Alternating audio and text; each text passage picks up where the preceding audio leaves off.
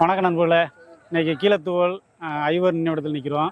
பொதுவாக கீழத்தூவல்னால் என்ன சொல்லுவாங்கன்னா, ஃபார்வர்ட் பிளாக் தொண்டர் படுகொலை இல்லை சாதி ரீதியான படுகொலை அப்படின்னு சொல்லுவாங்க. அப்படி இல்லை, இதுக்கு பின்னாடி மிகப்பெரிய சர்வதேச அரசியல் ஒளிஞ்சிருக்கு. அதாவது பார்த்தீங்கன்னா, இந்தியாவிலேயே இரண்டு நபர்களுடைய கருத்து முக்கியத்துவம் எந்த கருத்தாக பட்டுச்சு, தலைமைச் செய்தியாக மாறிச்சு. அது யாருன்னு கேட்டிங்கன்னா, ஒன்று மகாத்மா காந்தி, இன்னொன்று ராமநாதபுரம் மாவட்டத்தில் இருந்த பசுமன் கிராமத்தில் வாழ்ந்த தெய்வீக திருமணார் பசுமன் தேவருடைய அந்த சொல். என்ன காரணம் கேட்டீங்கன்னா, நேதாஜி சுபாஷ் சந்திர போஸ் உயிரோடு இருக்காரு அப்படின்னு அழுத்தம் திருத்தமாக சொன்னனால தான் அவருடைய அந்த செய்தி சர்வதேச செய்தியாக மாறுச்சு.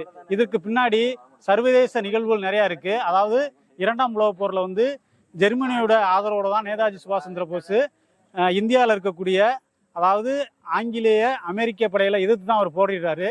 அப்போ நேதாஜி சுபாஷ் சந்திர போஸ் விமான விபத்தில் இறந்ததா அமெரிக்காக்காரன் சொல்கிறான், அதாவது நம்ப வைக்கிறான்.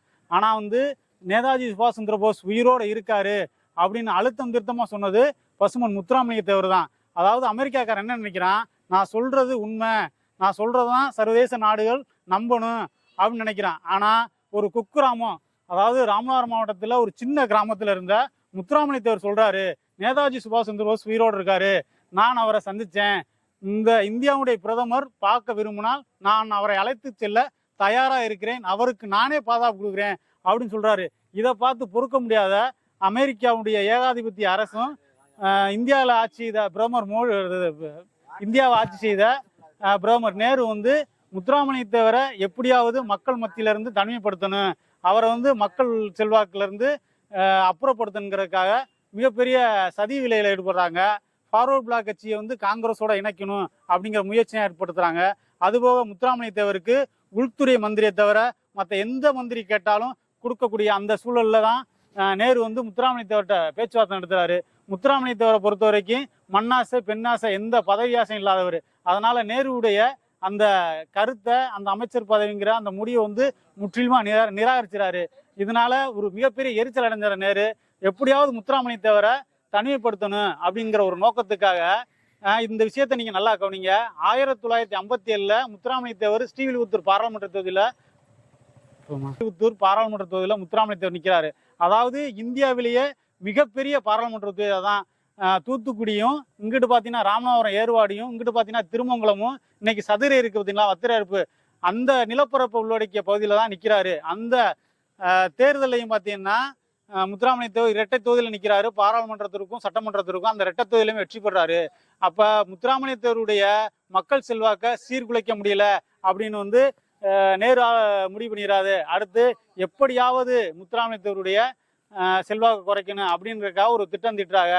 அப்போ முதலத்தூர் பாராளுமன்ற தொகுதியை ராஜினாமா பண்ணனால அந்த தொகுதிக்கு இடைத்தேர்தல் வருது. அந்த இடைத்தேர்தல் தொகுதியிலையும் முத்துராமலிங்க தேவருடைய ஆதரவு பெற்ற ஃபார்வர்ட் பிளாக் வேட்பாளர் கடுமையான வாக்கு வித்தியாசத்தில் ஜெயிச்சிறாரு. அப்போதான் என்ன நினைக்கிறாங்க, சின்ன சின்ன அதாவது ஃபார்வர்ட் பிளாக் கட்சிக்குள்ளேயே, ஃபார்வர்ட் பிளாக்கு காங்கிரஸ் கட்சிக்குள்ளே ஒரு சின்ன சின்ன சண்டை வருது. அதாவது முத்துராமலிங்க தேவரை நேசித்த பல்லமார் இருக்காங்க, முத்துராமலிங்க தேவரை நேசித்த நாடார் இருக்காங்க, முத்துராமலிங்க தேவரை நேசித்த பிற சாதி மக்களும் இருக்காங்க, முத்துராமலிங்க தேவரை எதிர்த்த தேவமாரும் இருக்காங்க. ஆனால் இது சாதி சண்டை கிடையாது, இரண்டு கட்சிகளுக்கான சண்டை அப்படிங்கிறத உணராம ஒரு பீஸ் மீட்டிங் போடுறாங்க. அந்த காலகட்டத்தில் பார்த்தீங்கன்னா முத்துராமலிங்க தேவர் டெல்லியில் இருக்காரு, எம்பியா இருந்தனால அவர் டெல்லியில் இருக்காரு. அவரை சசிவர்ண தேவர், முத்துராமலிங்க தேவருடைய சட்டமன்ற உறுப்பினர் இருந்த ஃபார்வர்ட் பிளாக் கட்சியை சார்ந்த சசிவர்ண தேவர் நீங்கள் வந்தால் நல்லா இருக்கும் அப்படின்னு சொல்றதுனால இங்கே அதன் பேரில் தான் அழைச்சிட்டு வர்றாங்க. அதுக்கப்புறம் எதிர்பாராம ஒரு படுகொலை நடந்துருது. அந்த படுகொலைக்கும் முத்துராமலிங்க தேவருக்கும் எந்த சம்மந்தமே கிடையாது.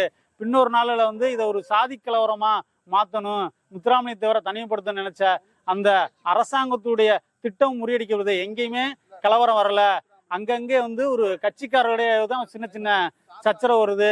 இதை பொறுக்க முடியாம தான் அதிகமா தேவரை நேசிக்கக்கூடிய எந்தெந்த பகுதியெல்லாம் இருக்கோ அந்தந்த பகுதிகளில் சில குறிப்பிட்ட நபர்களும் செலக்ட் பண்ணி அவங்கள காவல்துறை தாக்குறாங்க.